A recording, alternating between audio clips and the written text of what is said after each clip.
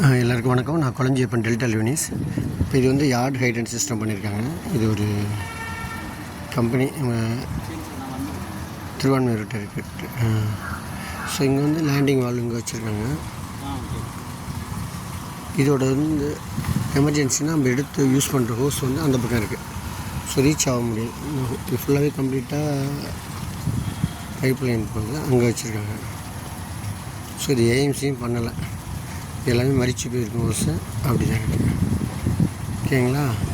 இன்னொரு பாயிண்ட் 30 மீட்டருக்கு அப்புறம் இருக்குன்னு அதுவும் பக்கத்தில் வச்சுருக்காங்க. ஸோ அந்த வால் பாயிண்ட் அங்கே இருக்குது. அதோட ஹோஸ் பாக்ஸு அது பக்கத்தில் தான் வச்சுருக்காங்க. அதுக்கு பேக் சைடு இருக்குது.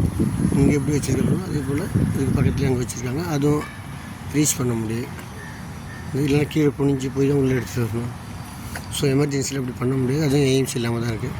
இதெல்லாம் க்ரோஸ் கணக்கில் இன்வெஸ்ட்மெண்ட் இருக்கும். ஸோ இது கவர்மெண்டோட ஐடி பார்க் இது. ஸோ இதெல்லாம் இல்லாமல் பண்ணிக்கலாம். அதுக்கு தான் நம்ம ஏஎம்சி பண்ணிக்கலாம்னு சொல்கிறோம். தேங்க்யூ.